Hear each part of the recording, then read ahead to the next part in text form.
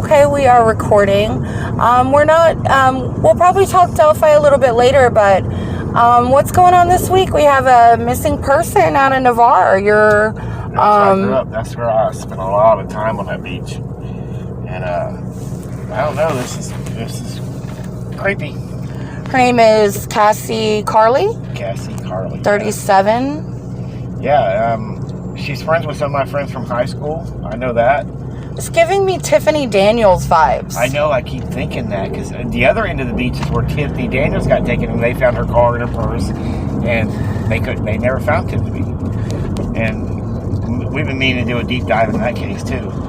Yeah, if you guys want us to do a deep dive into this Cassie Carli, it would be so easy for us, because we're right by Navarre.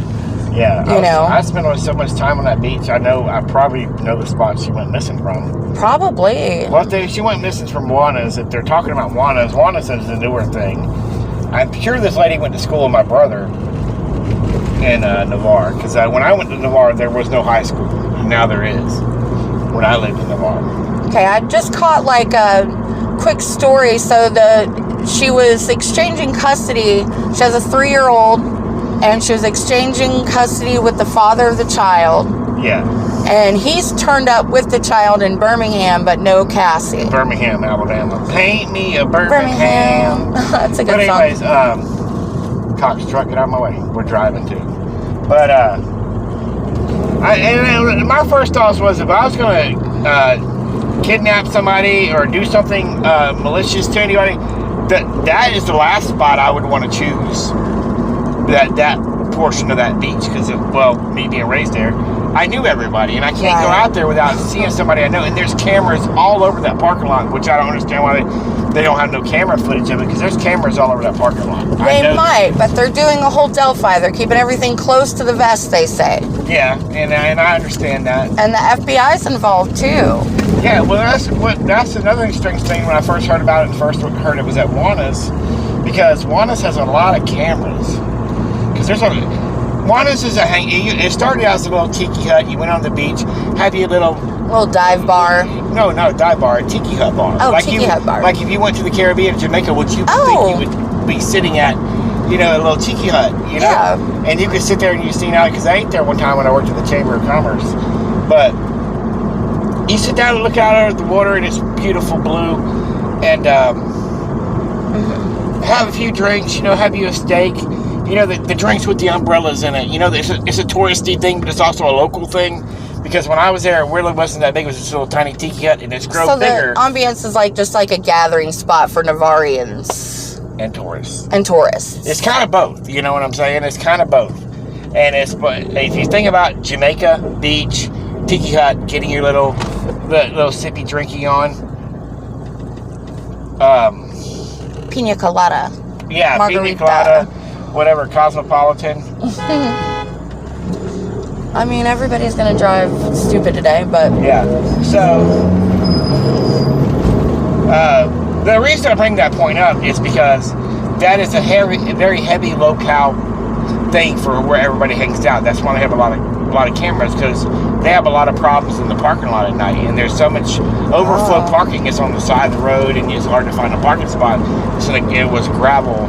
Yeah, I'm not too familiar with Navarre. Now, Pensacola Beach, I'm very familiar, but Navarre, I'm not so familiar. Well, that's what that's your stomping ground, so... That's why I'm saying that, it's kind of weird, because they have cameras out there, and there's usually a lot of people out there.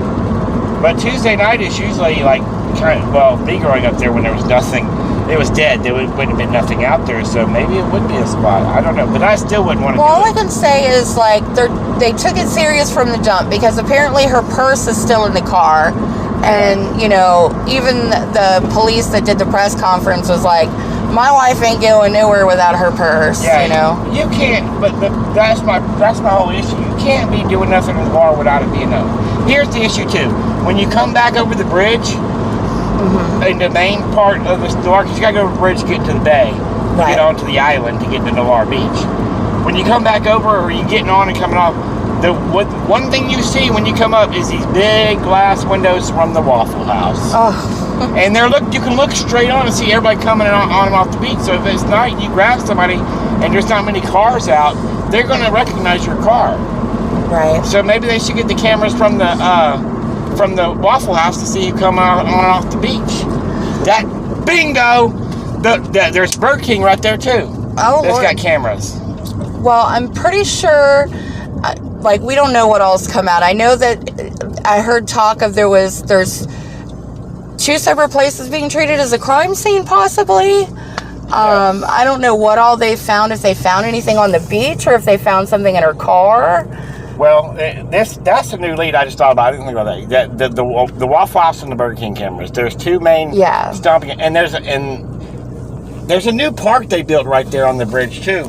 And I don't know if they have cameras there watching that one too.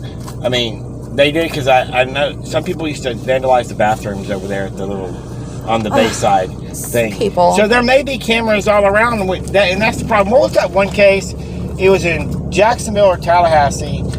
It was a professor or something. Well, they caught the person because they found the cams from the bus, from the city bus, and they found the person's car that they rented, and they rented a car and thought they could get away with it. There's cameras everywhere, y'all. You know that case? I can't remember what it was. It was a professor or something. I'll have to go back and look it up. I would say it was some big name professor, and the wife hired a hitman, and the only reason they got him is they got the city bus cams they had live cams on the city buses. Wow. And they caught the person in the car driving by the city bus at the time frame to show that they were there at the right time and everything. You can't get away with anything nowadays. That's what I'm talking about. There's so many cameras. We need to get this out here. Everybody needs to check the Waffle House cameras to see who come on and off that bridge within that time frame. Right. Because you might, I'm not 100% sure, but it should, because it's like what, I can't explain it. Well, we're going to cut this short for right now, but we'll do another video, once we familiarize ourselves with more of the details. Maybe we'll do a video of the Waffle House over there. I know, wouldn't that be pretty? Well, I mean, not there's a missing person, but it's showing, how well you can see across into that, coming on and off that bridge from sitting inside the Waffle House. Okay, people are scaring me. I know. All right, let's get off of here. I'll talk to y'all later.